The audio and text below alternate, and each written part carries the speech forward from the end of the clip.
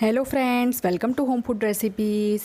આજે આપણે બનાવશું તુરિયા અને મગની દાળનું શાક, જેને તમે લંચ કે ડિનરમાં બનાવીને રોટલી કે ભાખરી સાથે ખાઈ શકો છો, કાં તો પછી તમે આને ટિફિનમાં કે લંચ બોક્સમાં પણ લઈ જઈ શકો છો। આ શાક ખાવામાં ટેસ્ટી હોવાની સાથે સાથે ખૂબ જ હેલ્ધી પણ છે અને આ શાક બનાવવું પણ એકદમ સરળ છે। તો ચલો એને બનાવવાનું શરૂ કરીએ। સૌથી પહેલાં તો અહીંયા મેં 250 ગ્રામ જેટલા તુરિયા લઈ લીધા છે। તો આપણે સૌથી પહેલાં એનું આગળનો અને પાછળનો ડીચાવાળો થોડોક ભાગ કાપીને એક પિલરની મદદથી એને છોલી લઈશું। બધા જ તુરિયાને આપણે આ રીતે છોલી લેવાના છે પિલરની મદદથી। એ પછી આપણે એને એકવાર બરાબર ધોઈ લેવાના છે। પછી આપણે એને નાના નાના ટુકડામાં સમારી લઈશું। તો આ જ રીતે બધા જ તુરિયાને આપણે નાના નાના ટુકડામાં સમારીને રેડી કરી લેવાના છે। અહીંયા તમે જોઈ શકો છો કે બધા તુરિયા મેં કાપી લીધા છે અને મગની દાળને પણ મેં પહેલેથી જ પાણીમાં પલાળીને રાખી હતી। અડધો કપ એટલે કે 85 ગ્રામ મગની દાળને 1 કલાક પહેલાં મેં પલાળી હતી અને એનું બધું પાણી મેં નિતારી લીધું છે। હવે શાક બનાવવા માટે એક પેનમાં મેં 5 મોટી ચમચી એટલે કે 5 ટેબલસ્પૂન તેલ નાખ્યું છે। તેલ સહેજ ગરમ થઈ જાય તો આપણે એની અંદર 5 ચમચી રાઈ નાખીશું। 1/4 ટીસ્પૂન રાઈ નાખી છે અને રાઈને આપણે બરાબર ફૂટવા દઈશું। રાઈ બરાબર ફૂટી જાય એ પછી આપણે એની અંદર 1/4 ટીસ્પૂન એટલે કે 5 ચમચી હિંગ નાખીશું। જો તમારે આમાં જીરું નાખવું હોય તો તમે થોડુંક જીરું પણ એડ કરી શકો છો। હવે આપણે એમાં આદુ, લસણ અને લીલા મરચાંની પેસ્ટ ઉમેરીશું। 1.5 મોટી ચમચી એટલે કે 1.5 ટેબલસ્પૂન જેટલી આ પેસ્ટ છે અને આ પેસ્ટ આપણે ફ્રેશ જ બનાવીને લેવાની છે। સ્લો ફ્લેમ પર એને બરાબર સાંતળી લઈએ। જ્યારે આદુ, લસણ અને મરચાંની પેસ્ટ બરાબર સંતળાઈ જાય એ પછી આપણે એની અંદર એક મીડિયમ સાઇઝના ટામેટાની પ્યુરી ઉમેરી દઈશું અને આ પ્યુરીને આપણે 2 થી 3 મિનિટ માટે સાંતળી લેવાની છે। પણ એ પહેલાં આપણે એની અંદર 1 ચમચી જેટલું સ્વાદ મુજબ મીઠું નાખી દઈશું, જેથી જે ટામેટાની પ્યુરી છે એ જલ્દી ચડી જાય। તો હવે આપણે એને એમ જ ખુલ્લું રાખીને 2-3 મિનિટ ચડવા દઈએ।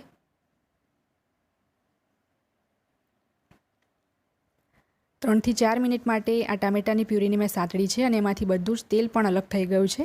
હવે આપણે એની અંદર બધા જ સૂકા મસાલા ઉમેરી દઈએ। 1/4 ટીસ્પૂન હળદર અને 1 ચમચી કાશ્મીરી લાલ મરચું પાવડર ઉમેરીશું, કારણ કે મેં લીલા મરચાંની પેસ્ટ એડ કરી છે એટલે કલર માટે ફક્ત કાશ્મીરી જ મરચું લીધું છે। 1 મોટી ચમચી ધાણા જીરુંનો પાવડર અને અડધી ચમચી એટલે કે હાફ ટીસ્પૂન ગરમ મસાલો નાખ્યો છે। હવે આ બધા જ મસાલાને 1 થી 1.5 મિનિટ માટે સાંતળવાના છે। મસાલા બરાબર સાંતળાઈ જાય એ પછી આપણે એની અંદર પલાળેલી મગની દાળ ઉમેરી દઈશું। ધ્યાન રાખવું કે જે 100 ml વાળો અડધો કપ આવે છે એનાથી જ માપીને મેં મગની દાળ પલાળી હતી અને 1 કલાક આપણે એને સહેજ હુંફાળા પાણીમાં પલાળી રાખશું તો મગની દાળ એકદમ સરસ રીતે ચડી જશે। તો મગની દાળ એડ કર્યા પછી આપણે એને બરાબર મિક્સ કરી લેવાની છે અને તેલ મસાલાની અંદર જ આપણે એને 2 મિનિટ માટે ઢાંકીને કૂક થવા દઈશું।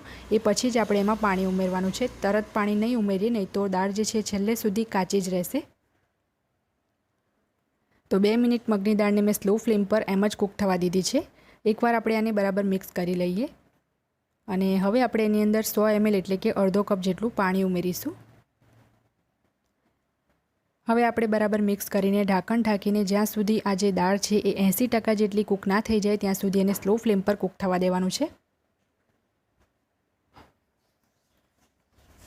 5 મિનિટ પછી મેં ઢાંકણ ખોલી લીધું છે। વચ્ચે મેં એકવાર એને મિક્સ કર્યું હતું જેથી દાળ તળિયામાં ચોંટે નહીં।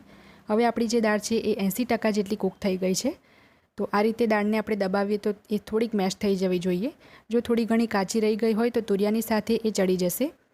તો હવે આપણે એની અંદર તુરિયા ઉમેરી દઈશું અને બરાબર એને મિક્સ કરી લઈશું અને તુરિયાને પણ આપણે એમ જ 2 મિનિટ માટે પહેલાં કૂક થવા દઈશું। એ પછી જ આપણે એની અંદર પાણી ઉમેરીશું। તમે ચાહો તો આ શાકને કુકરમાં પણ બનાવી શકો છો। અહીંયા હું એને પેનમાં જ બનાવું છું। તો હવે આપણે એના ઉપર ઢાંકણ ઢાંકી દઈશું।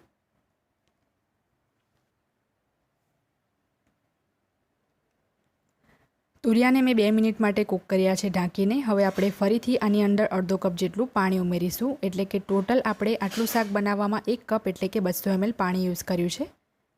તો હવે આપણે ઢાંકણ ઢાંકીને તુરિયા અને મગની દાળ બંને જ્યાં સુધી ટોટલી આખા ચડી ના જાય ત્યાં સુધી ઢાંકીને કૂક કરવાનું છે।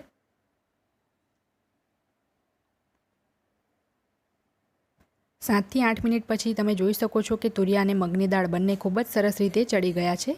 તો આ સ્ટેજ ઉપર આપણે એની અંદર 1 ચમચી જેટલી ખાંડ ઉમેરી દઈશું। ખાંડ ટોટલી ઓપ્શનલ છે પણ એનાથી શાકનો સ્વાદ સારો આવશે। થોડાક આપણે ઝીણા સમારેલા લીલા ધાણા ઉમેરી દઈએ।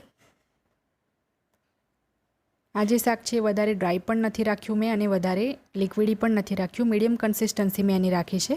તો હવે આ શાકને આપણે સર્વ કરી લઈએ।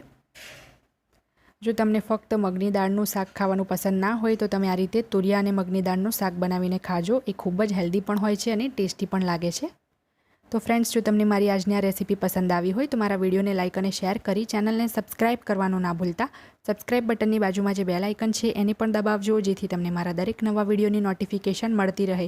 અને જો તમારે મારો આ જ વિડીયો હિન્દીમાં જોવો હોય તો એની પણ મેં લિંક નીચે ડિસ્ક્રિપ્શન બોક્સમાં આપી દીધી છે.